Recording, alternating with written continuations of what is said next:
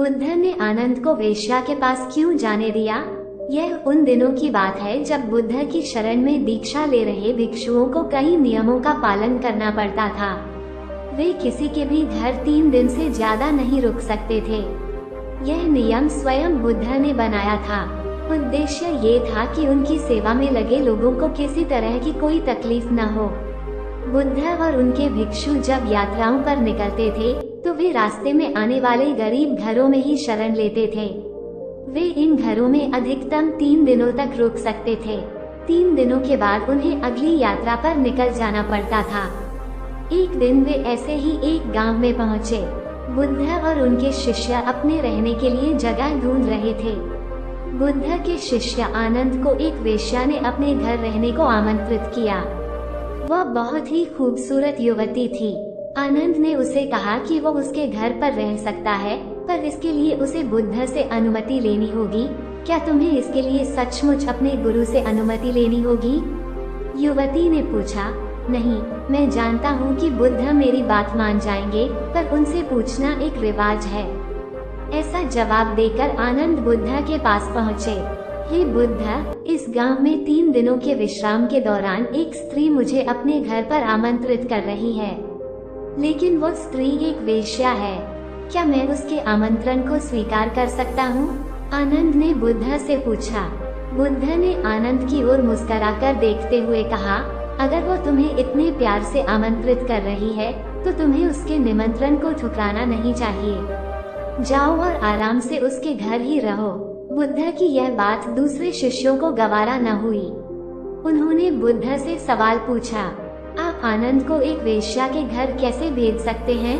ये भिक्षुओं के आचरण के खिलाफ है।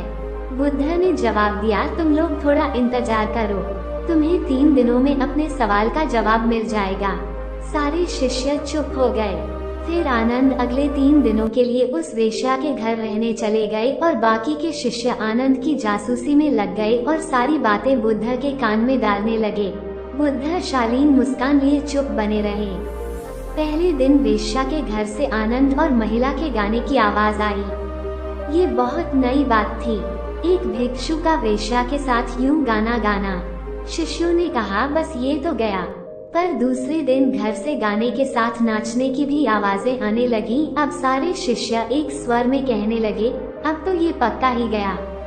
तीसरे दिन तो सचमुच ही उन्होंने खिड़की से आनंद और उस महिला को नाचते गाते देख लिया। सबका यह अनुमान था कि आनंद इतनी मौज में है तो वह भिक्षुओं के साथ आगे की यात्रा पर नहीं आएगा। अगले दिन सभी भिक्षु कानाफूसियों के बीच चौक पर जमा हुए। सभी ने आनंद के आने की उम्मीद छोड़ दी थी।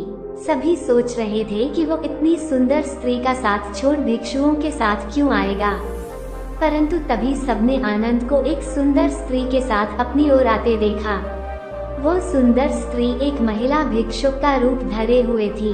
बुद्ध उसे देखकर मुस्कुरा रहे थे, जबकि बाकी विस्मित होकर खुले मुंह से आनंद और उस महिला भिक्षुक को ताक रहे थे। बुद्ध ने आनंद की पीठ पर हाथ रखते हुए भिक्षुओं को संबोधित किया, अगर खुद पर भरोसा है तो आपको कोई भ्रष्ट नहीं कर सकता, बल्कि अगर आपका चरित्र बलवान है तो आप भ्रष्ट को भी चरित्रवान बना सकते हैं। ऐसा कहते हुए बुद्ध ने वेश्या से भिक्षुक बनी महिला का स्वागत किया और सभी लोग आगे की यात्रा पर निकल पड़े। बुद्ध और आनंद की यह कहानी हमें सिखाती है कि अगर हमारी इच्छा शक्ति मजबूत है तो हम किसी भी स्थिति के गुलाम नहीं बनते। ये बहुत मजेदार बात है कि खोज तो हमारे अपने दिल में होता है और शक हम दूसरों पर करते हैं। अपने दिल को साफ रखेंगे तो दुनिया भी हमें साफ नजर आएगी। किसी किताब को कभी उसके कवर से न आंकिए। इस बात को समझ लें कि हम अगर पारदर्शी जीवन जिए तो हमें किसी कवर की कभी जरूरत ही नहीं पड़ेगी। ये कहानी आपको कैसी लगी कमेंट करके जरूर बताइए और वीडियो को ज्यादा शेयर करें। धन्यवाद।